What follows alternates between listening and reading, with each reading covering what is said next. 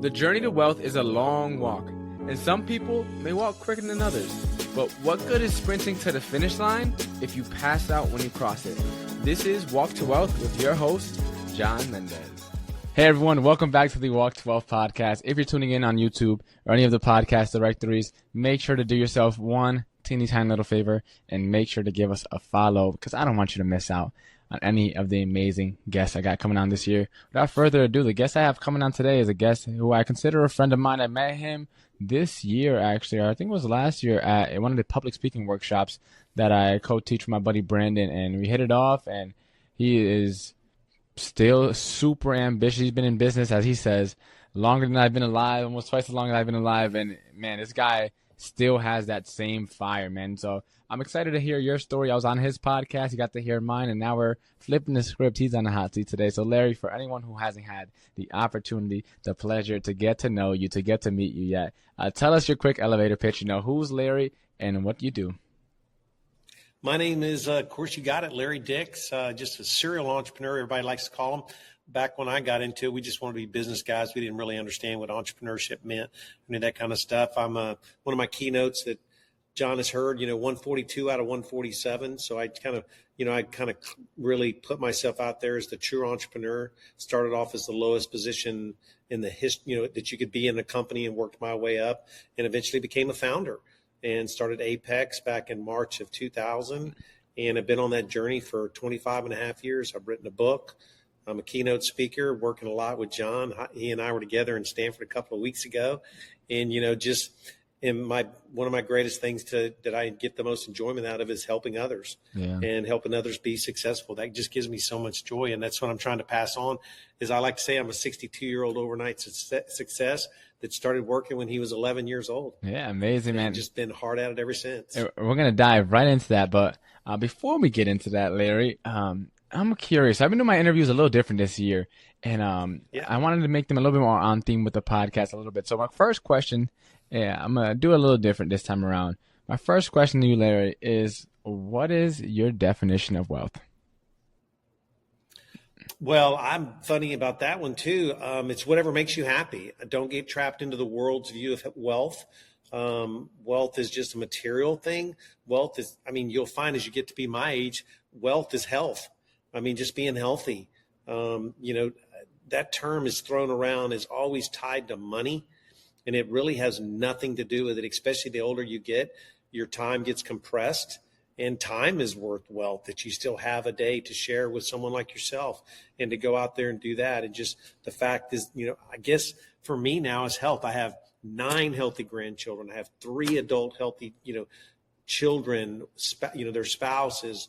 I have 2 of my 4 parents, on mine and Cheryl's side is still alive. So that's where the wealth is at to me, and just the sheer joy of walking in and seeing a 3-year-old smile and call you Pop, and, thinks you're the greatest thing that ever walked on the planet. Yeah. And that just gives you the joy that nothing else can. No, 1,000%. And the reason I want to ask is because I think wealth is so subjective, and I've interviewed so many people. I've talked to so many people on other people's podcasts. I've been at a ton of conferences, and you'll hear so many people give so many different definitions. And so I'm curious, take us back in a time machine. You mentioned your overnight success. I want to dive deeper into why health is so important to you. So what kind of led to this definition of health being wealth? I know you started working from a very early on age. So get us kind of paint the picture of what was little Larry like. Well, I was young. I was ambitious. My dad told me one day I was sitting at a store and I said, Dad, I want a pair of these boots. And he said, well, good, then you need to get a job. And I was 11 years old, and that was the first aha moment that, people didn't just give you things for free. You actually had to go out and work. And that's when you've heard the story, stomping cotton and going out and making $1.25 an hour and just kind of moving forward. Health-wise, that was the thing that got me started on this working. I knew at that point nothing came for free, and it was hard. And, there's a reason why it's called work and not play. I think people get misguided by some of that, thinking that, I just want to be, this work-life balance and all that kind of crap. And none of that exists. Work is hard. So, but I really got into health kind of as a high school kid, kind of learned, because I was kind of a skinny little kid, but I wanted to kind of get some muscles. So I started, taking protein drinks. And of course we were lucky. We had Rocky, right? I don't know who you guys look up to now, but we drank raw eggs and, did that kind of stuff. So some of it was just societal. And then, you put on a little bit of muscle and you start, doing things. And then of course you get married and then you get lazy but then really what did it was later on in life, I just started realizing for me to operate at a level that I want to be at, I had to take care of the machine that God has given me. And this is a very complex machine that we walk around in, and we all take it for granted. And I knew at that point I needed to do everything I could to extend my life as long as I could. And if I could, I want to at least be healthy when I'm doing it. I mean, I may get hit by a bus tomorrow or run over by a cow and I'm dead, but I'm going to be the best looking guy in a casket. That's so, hey. And I just kind of just stuck with it. And now because I'm so driven, people ask me all the time, how much am I going to work? And I'm like, I'm going to work till I die. Yeah. And that's just because I want to be healthy, because work is not a burden to me. Yeah. Health is not a burden to me. It's just part of life. Yeah. And so when I walk in the room, I want to be the best, healthiest looking 62-year-old guy in the room. Yeah. Because that sets the standard too for everybody, right? I mean, they say like, oh, what's this guy got? And it also gives you an edge. So there's lots of things, the edge, the longevity, the energy at which, I get up at 5:00 every morning and, I'm driving till 10 o'clock every day, 7 days a week. And you got to be healthy to be able to do that. Yeah, 1,000%. You mentioned a lot of good nuggets in this. I want to just kind of really, for anyone listening, stop and really emphasize some of the gems. First, the thing you said, to be the best looking guy in a casket, reminding me of a quote. The quote is, "We're born looking like our parents, and we die looking like our decisions." And it's a quote that really hits deep, especially if you're someone that likes more like hardcore motivational type stuff, or if you play sports or stuff like that, because like it forces you to take ultimate accountability, right? You can't hide, right? That's one thing why I love like going to the gym. Like you look yourself in the mirror and you'll see very quickly like if you've been putting in the work, right, or not. And so it's like, I love that you mentioned being the best looking guy in the casket. I never heard it put that way, but definitely is a line I'm definitely have to steal from you. And the second thing I want to emphasize that you hit is that work is hard, right? And this whole work-life balance thing is a whole bunch of BS. And I was talking to Brandon the other day.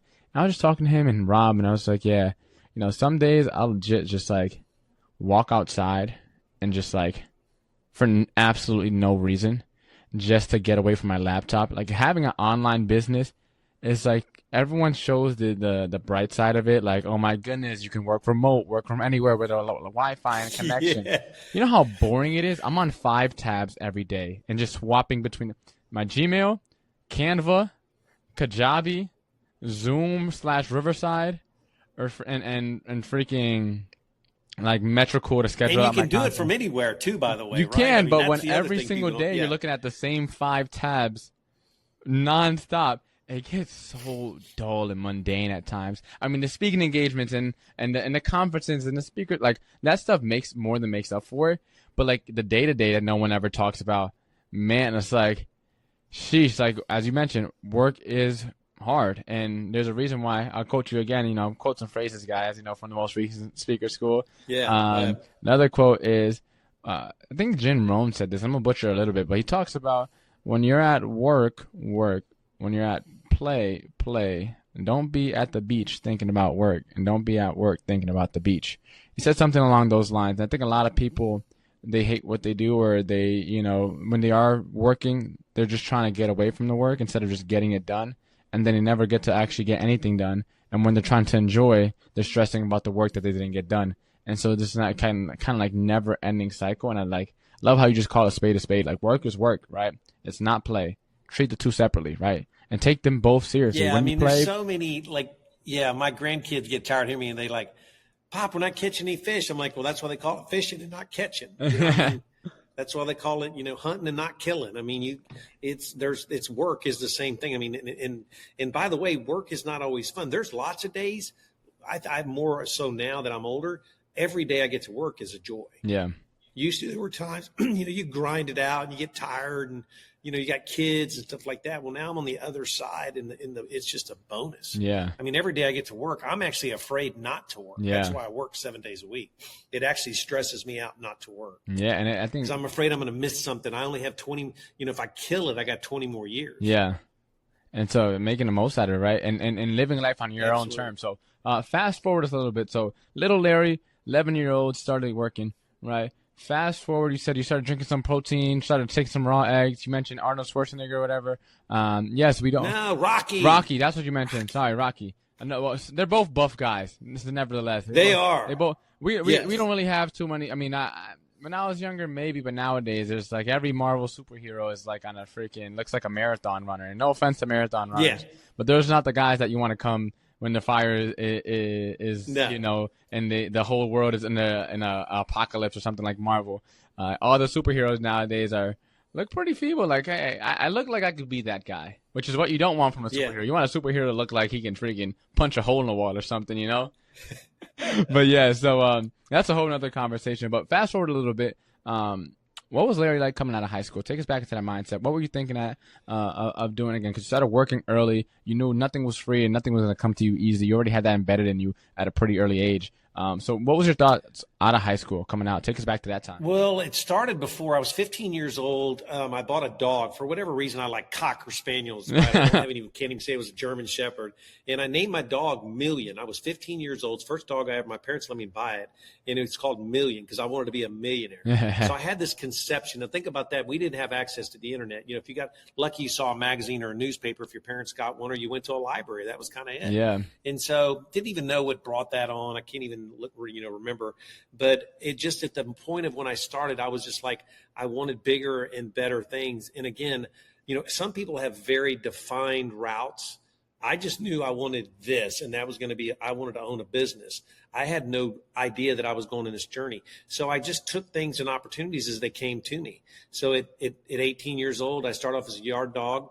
By 21, I become the youngest outside salesman in the history of the company because I was very motivated. I saw these guys had something, so I wanted more. I was, you know, on time is late. I would stay late. If they asked, you know, if you want to work overtime, I always said yes. And so people just started seeing things like, hey, this Dix kid seems to want to work and wants to show up. And they started investing in me and sending me to time management classes and American management classes. And I studied this stuff because I wanted, at that time, I thought I wanted the nicer things in life. They drove nicer cars. I drove an old beat up Volkswagen, you know, didn't even have air conditioning in Texas. And so it was just that I just had this mindset of always just driving to the next thing. And I would see something and I would just set it as a goal. And then I would get to that goal and then I would look down the road and I'd say, okay, and I want this. And then I want this. And I just always did that. I just took one thing after another. And I never got stuck in one thing. You know, I started in the lumberyard, got asked to go into sales. They asked for an opportunity in a truss plant, building roof and floor trusses that ultimately became my career. And I took that. You know, I could have said, I'll stay here. I like this job. I was like, yeah, I'll try it. You know, so I had this ferocious will to learn and never took anything as like, this is what I was going to do. Yeah. And it paid off. And I think a lot of us get stuck in that, you know, like, oh, I want to be this. Well, maybe that's not it. Maybe your skill set will learn and you'll go in this direction. I can tell you for me, it was always sales, you know, because even as an entrepreneur, you're a sales guy. I mean, you're a sales guy. I'm a sales guy. You may not call yourself, you know, we're all selling all the time. 24/7. You're selling your wife, you're selling your kids, you're selling the guy at the, you know, when you're trying to get a discount on your tires, or, you know, you're still selling all the time. Yeah, no, 1,000%. And you mentioned a lot of good points in there. I'm trying to extract the nuggets as you're going with your story. No worries. This is what I love doing, man. The first big thing that you're starting to really showcase a lot is just work ethic, right? When you started at 11, kept working, got a dog, paid for it on your own, then got out of, you know, high school and stuff like that, worked your way through the ranks. And I worked all through high school too. Yeah, and so it's like, one, the work ethic is super important. And you just, you know, great example of that is your journey so far. The next thing is you had a vision and you didn't really worry about the details in between, right? There's a saying, right? Ready, fire, aim versus ready, aim, fire. And I'm not saying one is better than the other, but it's important to know where you lie in that spectrum so that you can play to your strengths. Right. And I'm very similar to you, Larry. I'm very much ready, fire, aim. Like I have some idea, like I just need enough ideas to get, you know, enough info to get started and I'll figure the rest out. My journey has been, I mean, I'm still on the beginning stages of my journey, but it's the same way for me, man. I had an idea to get into real estate, try to get into wholesaling. That didn't work out. I ended up getting my license. That didn't, or I mean, I got it, but then the agent day to day I didn't like. So that pivoted into social media, started a podcast, and slowly but surely found my way into AI and public speaking. But if I were to draw like some sort of game plan when I was first getting into the world of entrepreneurship versus like where I'm at now, I would have probably had to scratch up like 7 different game plans, and I'm only 4 years into my journey, and I'm probably going to be in something different another 4 years from now. So who knows? But to your point, we never know what it'll look like. But as long as we have that vision, you don't know, and we take action like what you were doing, it'll all work itself out. The next thing that I want to pay attention during the journey. Yeah. I mean, you're going to work for great guys. You're going to work for bad guys. The term we like to use now is mentorship, right? Well, I go back and look now. We didn't call it mentors or whatever. Some of my greatest mentors were the crappiest bosses, were the guys and I knew that when I started a business like you, I'd be like, I'm never going to treat my employees that way. I'm never going to operate a business this way. I'm going to do this because this guy did this. Each one of them have positives and negatives. Those are both forms of mentorship. I think we all try to find the positive stuff all the time, and that's just not the case. I mean, the best lesson, like it's, we call it the dumb tax. Well, the best lessons you learn are the ones that cost you the most money. And sometimes it's the worst boss that, chews your butt out for no reason, makes you feel like a heel, and you leave there, deflated, but you're like, I will never do that to my employees. Yeah, 1,000%. I think people don't understand how much we could learn from people we disagree with. Nowadays, everything's so divisive, right? Everyone's trying to pick a side. Hey, I believe this, you believe that. You're on that side, you vote this way, yada, yada, yada. And like, cool. And I'm not saying that you have to agree with whatever perspective that another person has, but understanding their perspective would allow you to, like what you said, make decisions for how you'd like your life to look. So even if you disagree with someone, you can learn a lot. I think one of the most selfish things you could do on this earth, I feel personally, is die without sharing what you learned, right? Like imagine living 80 years old. That's 80 years of experience, of wisdom, whether you got the goals and it's, accomplished everything you aspired to or not. That's 80 years of real world life experience that you could pass on to someone that'll help them figure out what to or not to do so that their path could be a little straighter. Right, so they don't have to go through all the curveballs. Absolutely. And so, to your point, yeah, I'm a big fan. That's why every time I see young guys, I'm like, "You got my cell phone? Call me." Yeah, no, 1,000%. If you got a problem, call me. I can help you.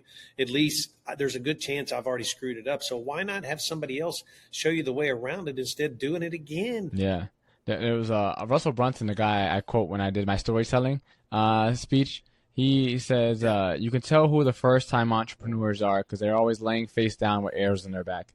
Right, the first time entrepreneur, they think they found a new way, and they go right out into the battlefield, and they freaking get shot down. It's like, yeah, we could have told you that was gonna happen. If you just listen, we had like a catapult here. If you just listen, we had like a cannonball. But like the first time entrepreneurs, they get out, they're so excited. And it's like, hi, I got this idea. Let me go. They get shot down. It's like, yeah, we could have avoided all this if you just had asked. Well, you say listen, but the key there is you got to ask. No, 1,000%. Yeah, 100%. Yeah, and then you got to ask. To your point too about mentors, there's a saying, right, I love, is smart men learn from the mistakes, wise men learn from the mistakes of others.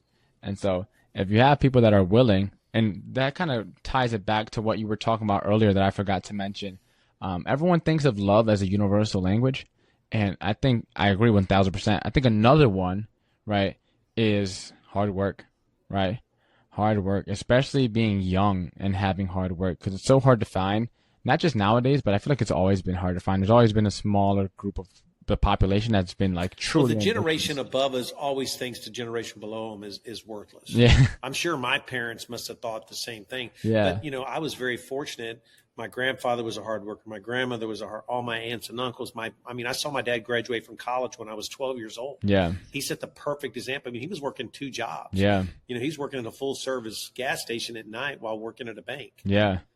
Things like that. And it just set the standard. And honestly, things were a little bit different because they were harder. You didn't have access. So like if you wanted a job, like you and I said, hey, Larry, think about taking a different job in Stanford. Well, I'd have to figure out how to, get a Stanford, newspaper or maybe a magazine. Now you got Indeed and you can do it just like that. It was harder back then. Yeah, 1,000%. Because it was considered work. There was no, on time was late. that was not an option. You had to be there at 7:30. You showed up at 7:30. They were up your backside. Yeah. Now we're just happy they show up. No, 1,000%. Especially at a lot of these remote places, right? or work from home hybrid places. God. Like they can't even convince people to show up into the office nowadays. It's like, hey, you get 2 people in the office and we're having a party. We're ordering pizza. We're having donuts just for little. Yeah, I agree with you 100% on that, man. But all right, let's move on the journey. So you talked about your upbringing, right? Working since 11, and you talked about early adulthood. Take us to fast forward a little bit. Take us to the start of Apex. Take us around that time period when you were really going to, go all in onto the Yeah, so I entrepreneurship was hot and heavy thinking about doing it in Texas, but it wasn't working. I got a little nervous with some investors. So I took a job working for a company that was based out of Houston. It was the largest truss manufacturer at that time in the United States. And they had an opening in Virginia to go out and build a manufacturing facility in existing. So I literally take this job. I'm there 3 weeks. I didn't even move to Virginia. I'm working in Houston while Cheryl's still in San Antonio. And they said, hey, Larry, we've got great news. I'm like, oh, yeah, what's going on? The CEO calls me and goes, yeah, we just sold the company. And I'm like, what do you mean you sold the company? He's like, oh, this great news. You're going to get stock in the next, partnership and stuff like that. I'm like, okay. So anyway, I went up there. It was a disaster. I moved to Virginia, and a guy had an old truss plant for sale that had closed down. I was hating life, and it was a match made in heaven. I was broke, and he was willing to owner finance. For those that don't understand, he was the bank. Yeah. And I was tired and broke and said, heck, at this point, it wasn't going to be any worse. And I freaking borrowed $250,000 and off on the journey I went. And I was broke 6 months in and had no money. And I could have gone, back then I was, could have made 150 grand a year pretty quick in the 90s. I said, heck with it. I figured it out and just kept pressing on. And that's where Apex kind of started. And I'd already tied on the do what's right.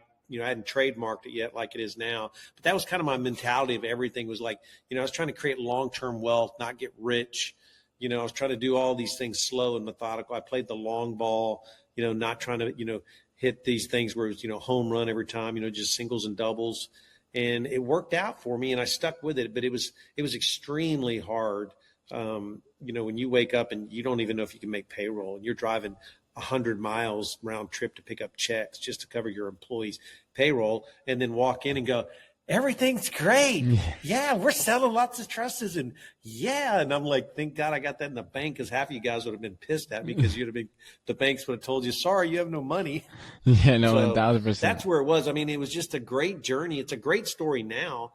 At the time, it was brutal. I had 3 little kids in private school. I didn't even own a house. I was renting, and it was hard, man. It was a tough road.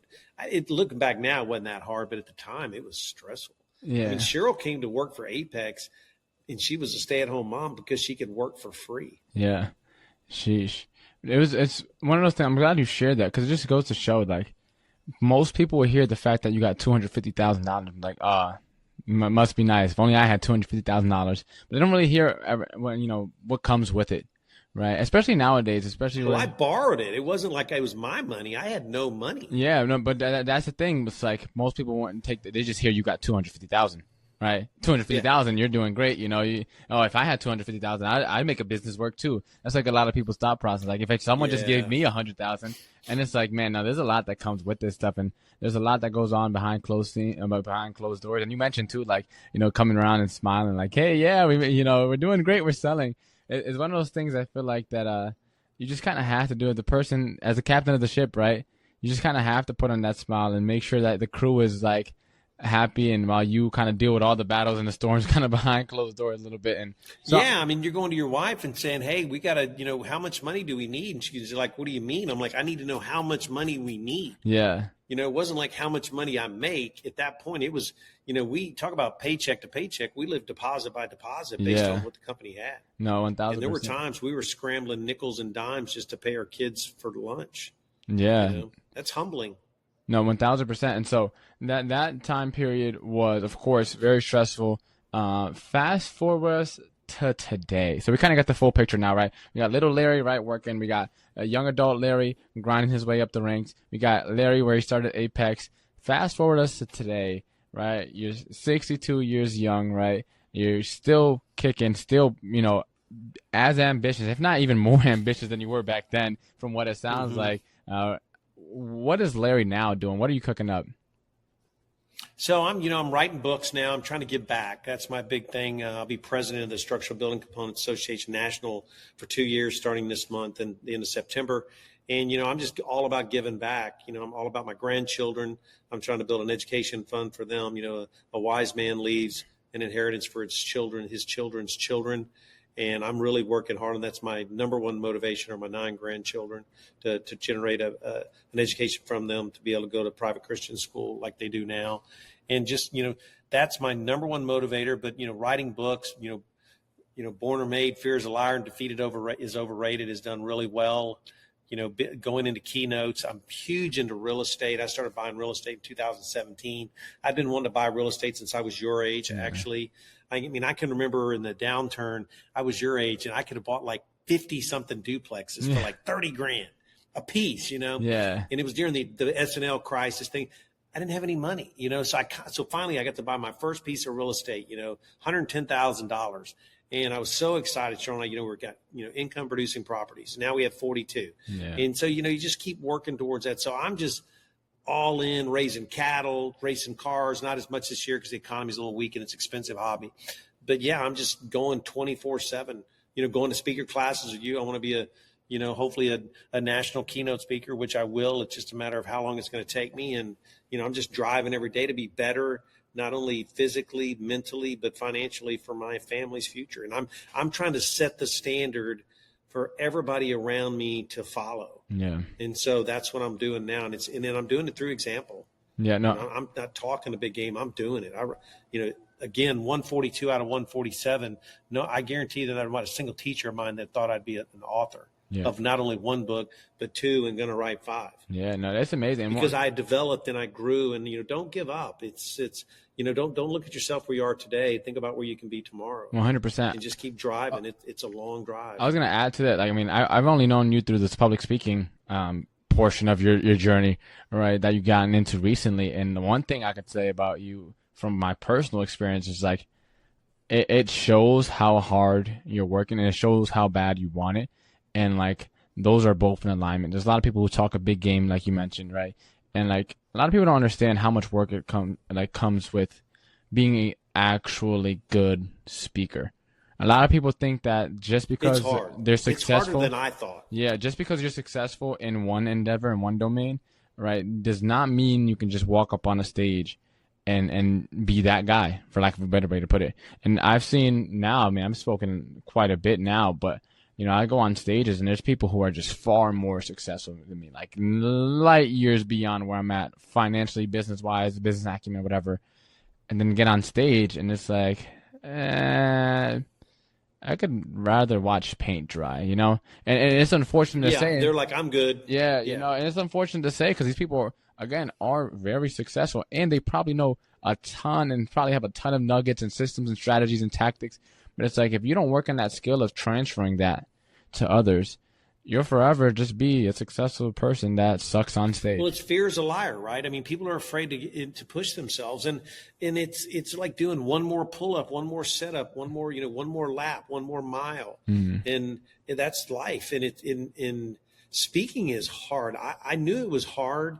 But to formulate a speech and to understand the process, like I watch you do it, and Brandon and Rob, and you're so smooth, and I'm trying to get this structure. When it works, it's magic.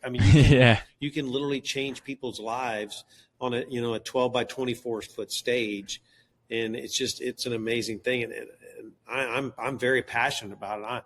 I will be successful at it because I was with my speech coach yesterday on a holiday. Yeah. That's the difference, and I was texting people, well, I don't work on holidays. I'm like, well, okay. And I want to go, well, that's where you're going to be where you're sitting right now. Yeah. If you're not willing to work when the other guy's sitting on the couch, then you're not going to get ahead. You got to be, like me, 7 days a week working out. I always think about, well, I'm doing this while somebody else is sitting at home eating Cracker Jacks. Yeah. And that motivates me because I want to be that guy that when people see me, I'm going to, when I say I'm going to do something, they're like, oh crap, Dix is on a roll. He's going, and it's going to happen. Yeah, that's one thing I love about where we're in, the country we're in. And again, a lot of people will say a lot of different things, but it really favors those who want it the most. There's a lot of people who are okay just getting by, right? But to those who are willing to, again, work on the holidays, and we're not preaching sacrifice your entire No, life. I'm not doing Yeah, that. I know. I'm I'm not just either. for anyone Yeah. listening, right? I just want them to understand. Like, we're not preaching that. We're just like, if you want something badly, what if one tool was all you need to start your business and make your first 6 or 7 figures? See, I was never entrepreneurial growing up. And after starting my first business, I spent the first 2.5 years completely lost. Nothing worked for me until I found Kajabi. See, if you offer coaching, courses, if you have a private community, if you want to start a podcast, a newsletter, a blog, if you have a membership community, Kajabi has you covered. They have everything you need to start, scale, and sustain your business all in one. So I want to offer you a free strategy session where we'll talk about your business, your goals, and how Kajabi can help you. All you have to do is use the link in the description, and as an extra bonus, I'll get you a free 30-day trial to test out Kajabi. Normally, they only offer 2 weeks, so hurry up, click the link in the description. With that being said, let's get right back into this episode. One of the things I heard somewhere, don't do your best, do what's required, right? Because sometimes your best isn't enough. And what are you going to do then? Are you going to sit there and pout and cry and complain because I tried my hardest and it didn't work out? Or are you going to suck it up and figure out what needs to get done, as long as it's ethical, of course, and get it done, right? And so a lot of times, like, that mindset shift really kind of just like puts a fire under you so that you can understand how much it really takes to achieve some of the results that you want, whether it's public speaking, whether it's writing a book, whether it's working out in the gym and getting a six-pack. Like, no, don't do your best. Do what's required. That you are, and you're happy with that. I mean, I remember this book I read. I'm not good at remembering names, but the guy said, he writes in here, he says, my biggest fear is to meet the man that I could have been. And that stuck with me. I was like, holy cow, if we all kind of kept that in the back of our mind, because none of us are doing as good as we could. Mm-hmm. Like, if we put this, like, for you, if you can maintain this energy for another 40 years, look where you're going to be. And you're going to have ebbs and flows. And some days you're going to, some months, some years you're going to feel motivated, and some years you're not. So don't kid yourself. But, meet the man that you could have been or should have been. And I'm always like, man, I want to meet the guy and look at him, and it's me in the mirror. Now, that's an amazing mindset. I'll add on it to even more. I've seen this from where I'm also bad at remembering where I learned things from. You just talk to so many people. Good. It's hard to keep up with everything, Yeah. But I heard this somewhere. It was like, human beings are the only living organisms that don't strive to be the most they can be, right? Like, you never hear a tree say, I'm good at 6 foot. Like, this is a okay height. I'll just stop here, right? Or a lion saying, we could skip hunting for today. We'll hunt tomorrow. Like, every living organism they're just engineered to continue doing what they have to do, and that's just what it is. But, like, we have this blessing and curse of free will where we can get to decide what we want to do, right? Yeah. And so it's like, again, it's a blessing and a curse, because we can also decide not to do what we need to do, and then end up in a situation where the person that we could have been or should have been or would have been had if is someone that looks unrecognizable to us, right? Yeah, and I don't know. I mean, I'm not there yet. Is that, you don't want to be in your deathbed and have regrets, right? I mean, run the marathon, run the Tough Mudder, jump out of a plane, take chances. You're phenomenally, successful at 24, and you have so much time that you can make dozens of mistakes and still be okay. I mean, I always argued back in the day, you could screw up to your 40. I'm arguing now you may be 50. I mean, because there's just, especially now with the development of technology and things are changing. We don't even know, we talk about, with your show, AI. I mean, you were helping me with it the other day, even like AI and with my little camera stuff. I mean, we don't even know yet what that's going to do. Yeah. And what an incredible, I mean, like I said, heard me early in the state. I mean, I had to go to a library or something like that, see a magazine or a newspaper. And I'm trying to learn the stock market at 15 years old, because my dad worked for a public company. Now it's like so much information that you can, if you're not learning all the time, then that's on you. No, it's so easy. It's 1,000%. And so, Larry, fast forward us a little bit. So you told us a little bit about where you're at right now, what you're doing. Yeah. what's kind of like your big vision for the future? I know you're president of a company now, and then you're writing books. Like, what is kind of like the big vision? You talked about too, leaving an inheritance for your grandkids. But in terms of like business, like, is there anything that's left? And one of the things I'm kind of alluding to, for anyone that doesn't know, Larry has a very, very amazing goal of getting a private jet, which is super fun to talk about. So aside from the private jet, well, I want to talk about that as well. Is there any other big things that is left that you're still striving for? Yeah, I mean, I pray every day I want to be the light on the hill that no one can stamp out. I mean, that's really it. And through my children, my grandchildren, my business, I just have visions of being on a stage with, 10, 50,000 people, hopefully getting off my private jet, because I'm a big value of time. You know my story about time. And you need, mine's $4,800 an hour. And so anything I can do, in a jet is a time machine more than anything. Now, I'm not going to sit here and lie. I think it's cool to get off. I get to fly a lot of private, no jets yet, but it's pretty cool to get off a plane, have a car and get in, and I can be somewhere in 2 hours, spend 3 or 4 hours, whatever, come back and still be in my bed that night. Well, that saves me hotels, rental cars, it's a time machine. But so, yeah, nationally recognized speaker, public, I'm still wanting to get a jet. I mean, I have wanted that dream since I was a child, and I learned, I'm a pilot, I'm not a current pilot, but, I learned to fly planes, and it was just all part of that same ambition. Yeah. And so I'm still very motivated. Look, if this is as good as it gets for Larry Dix, I killed it. For the kid that, if you'd have seen me, like I said, 45 years ago, most people would have thought I might have been in jail, or sure in heck would have been dead. So it's as good as it could possibly get. But I tell people all the time, there's a difference between being content and being complacent. I'm very content, but I'm sure not complacent. Yeah, and you still got the big goals, which again, I admire. So break it down for us, because actually, I don't think I've had anyone to talk to this about, because there's not too many people that are striving to buy a private jet to own, right? So break this down. Like, what would it take for someone to buy like a private jet? If you don't mind, like, kind of like breaking down, like, well, how is your brain kind of decompartmentalizing like the steps to get there? If someone, because again, when you get to private jets, we talk about walk to wealth, right? That's like, at least on materialistic wealth, that's probably once you get to owning a private jet, you're probably in the upper echelon. So talk to us, for anyone that is young, ambitious, and hungry.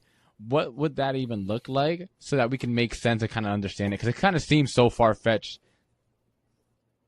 Well, so it's a little bit of a misleading thing. So most people don't own the jet. Yeah. Most people are doing fractionals. There's a reason why there's net jets, things like that. There's fractional ownerships. Yeah. To own a jet is even more expensive, because you better be flying a minimum, I think, is 200 hours a year, which sounds like not very much. It's a lot. The deal that I'm in right now with a turboprop is we have to fly a minimum of 35 hours per year, which I do no problem at all. And so you're dry leasing these things. So you're basing everything is based on hours, right? So the plane that I operate costs me about $1,500 an hour. So you think, wow, that's a lot of money. Well, what is my time worth? My time is worth $4,800 an hour. So if I can save a day, then I just saved $40,000. But that plane may have cost me $6,000. So really, I'm in a net gain of 34. And that's the way I look at it. That's why I call it a time machine. Yeah. But you're talking, I mean, a jet minimum is $5,000 an hour. And that's from the moment they spool that thing up to the moment it lands. So for me to fly from Louisa to Stanford, which, let's say Fredericksburg, and back, is $15,000. That's one trip. That's in a jet. My plane's about $6,000. Yeah. So it's, a little less expensive. But so it's very expensive. But most people don't realize, most people just buy jet cards. You buy them in lots of $150,000. That typically gets you about, I think, 25 or 40 hours, depending on if you want a light jet, mid-size, or full-size jets. And that's how most people do. But it's the great thing about like Chat GPT now. I can't tell you, once a week, I'm like, so how much does my jet is a Citation 10. That's the jet. If I could ever fractionally own that would be it as a Citation. But, we've got some friends in our group, that want G600s. Yeah. Things like that. And Go Celeste. She's the first person I ever met. I'm like, what kind of jet do you want? She goes, I want a G600. I'm like, like the Citation 600? And she's like, no, a Gulfstream. I'm like, okay, you're the first person I ever heard they didn't want a prop plane. They going straight for the big one. For the big ones, so yeah. But that plane's $15,000 an hour. Yeah. And when you're at these, like yours in Stanford Millionaire, I mean, there's no G6s, but like Teterboro, there's 15 or 20 of them sitting out there. And sometimes you'll see like 2 people get off of it. Wow. And I'm looking up the tail numbers trying to figure out who owns it, because I'm like, what the heck does this guy do that can afford a $15,000 an hour plane? Only 2 people get off of it. Yeah, and you look, and they flew in from Miami. Yeah. And you're like, okay, that was a $60,000 one-way ticket. Yeah, no, it's nuts to think about how much and it's expensive. Yeah. But you want to try to find a dry lease. There's ways around that you can, economically do it. I tend to stay on that side. I don't have a card or anything like that. I would like to at some point, but I'm not there yet. Yeah, I love. But it's the 1/10, the 1 percentiles when you start getting into where people are owning those big boys. Yeah. Those are the wealthy of the wealthy. Yeah, I love that you broke it down for us, because it's tough to, like, it's always great to have aspirations, right? And those are kind of the things that, and the days that, like, and even if it's sometimes, having something that's more rooted and intrinsic, for example, leaving an inheritance for your children, right? That is going to keep you through those hard times. But also, too, every now and then, if you just need a little quick buy, like whether it's maybe a new pair of shoes, maybe it's a little vacation, maybe it's a new car, maybe it's a freaking jet. But, like, we always need those little things here and there to kind of push us as well. I mean, because also it's good to have a scorecard. I mean, when you're in entrepreneurship, like, most of the days, there's no one there to pat you on your back. I mean, when you go on stage and you give a great speech, you get a round of applause, hopefully a standing ovation. But that only comes, every now and then? Like, and the day-to-day, when we're behind a computer screen working by ourselves, there's no, hey, good job, great job today, good, A for effort, right? It's got to pick yourself up. Yeah, way to get up early, John. Yeah. I know. I saw you getting up early this morning, John. I know you wanted to sleep in. Way to go. Yeah, there's none of that. So, like, these little goals here and there, again, are great to keep the drive going. Again, have that thing that roots you, that is intrinsic, that's core, your purpose, right, your reasons for being. But then also have some things to kind of just check off the scorecard, just to make the game fun. Enjoy it, right? And that shouldn't be all stressful. Focus on the gains. Yeah, focus, because we as entrepreneurs, I've talked about it. We focus on the gap and not the gain. Yeah. The peak is narrow. You're either going in the valley or you're coming out. Very rarely are you on that top. And everybody sees you at the top. Everybody's like, man, you're in such good shape. I'm like, yeah, well, because I work out 7 days a week. I watch what I eat. I mean, I sacrifice things.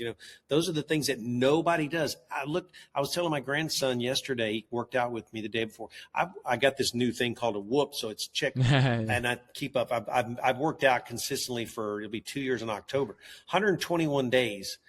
Of those 121 days, I've worked out 119 by myself. Wow. So no one's in there going, go, Larry, go. Yeah, you got to do one more push-up, one more pull-up, do one more round. It's me going, well, I've been doing an hour and 20 minutes.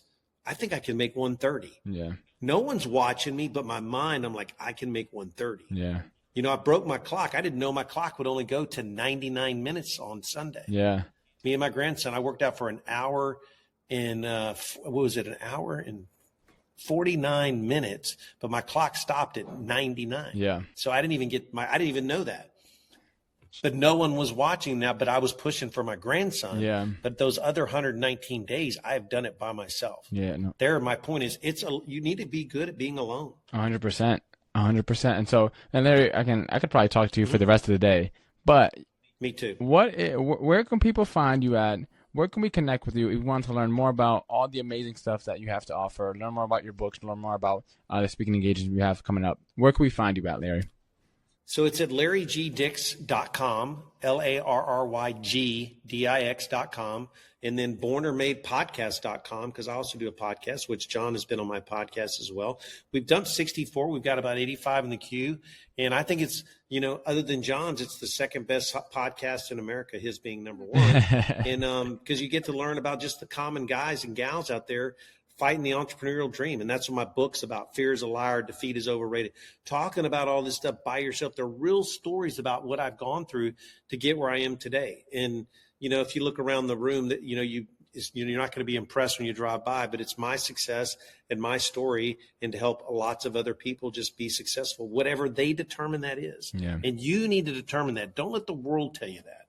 Just if you're good making $150,000 a year, being self-employed and sitting on the beach 2 days a week, good for you. Just don't complain about it. Just be happy. I'm all for that. Yeah, 1,000%. And if you can figure out what work-life balance is, please write a book about it, because I still haven't figured it out. Amazing. Larry, really quick, time for our lightning round before we hop.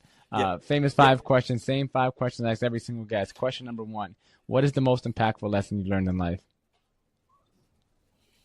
The most impactful, nothing is easy. And I guess, God, I never had anybody ask me that. Well, now that I'm 62 years old, the number one thing that impacted me was reading my Bible every single day. Amen. Changed my life 100%, reading my Bible every day. What is the most admirable trait a person can have? Do what's right, even when it's hard. And even when everybody else is telling you it's wrong, you always do what's right. You'll sleep well at night every day. If you had to choose one book to change somebody's life, what is that one book that you would recommend? It would be the Bible. Again, there's nothing bad going to come out of reading the most historically dated book ever written in the history of the world. People say, oh, there's no guidebook. Yeah, there is. It's called the Bible. Read it, understand it as best as you can. It's going to be hard.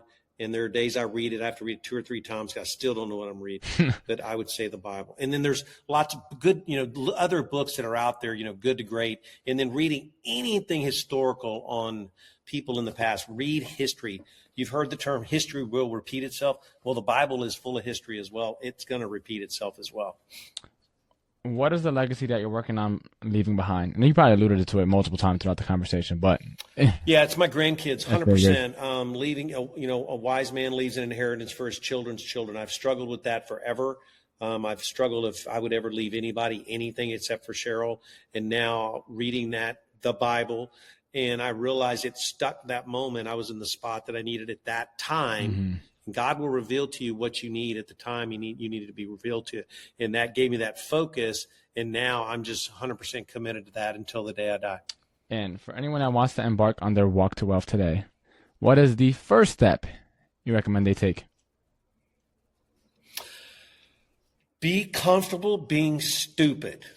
Because if you're not comfortable being stupid, that means you're the smartest guy in the room, and that means you're in the wrong room. Always ask people for advice, especially older people. We do not, especially our younger generation, do not put enough emphasis on talking to people. We talked about that in the podcast earlier. Talk to people who have already been through the journey. John and I laughed. I've been working longer than John's been alive by almost double. Think about that. Literally, actually, it is almost double. And so I have made more mistakes in the last 20 years than John has so far in his life. Reach out to others and ask questions and listen. Amazing. Larry, thank you so much, as always, for being on the podcast, man. It's long overdue, but I'm glad we had it. Today's my birthday, so you're... Happy birthday. Thank you, 24. Larry. I knew you had your big celebration. I thought it was the other day. Yeah, congratulations. Today, I always do my I'm excited. I'm honored to be on your birthday podcast. Birthday podcast. So this one was extra special today, so I'm glad to have been able to spend it with you, man. Looking forward to staying in touch. Looking forward to seeing you, I think in October. And yeah, so Larry, thank you so much. And for anyone tuning in, that is all for the Walk to Wealth podcast. Now we'll see you on the next episode. Thank you for tuning in to the Walk to Wealth podcast. There's an old African proverb that says, if you want to go fast, go alone. But if you want to go far, go together. So make sure to hit that subscribe or follow button so we can continue on our journey to wealth together. And again, I'm your host, John Mendez, and I'll see you on the next episode.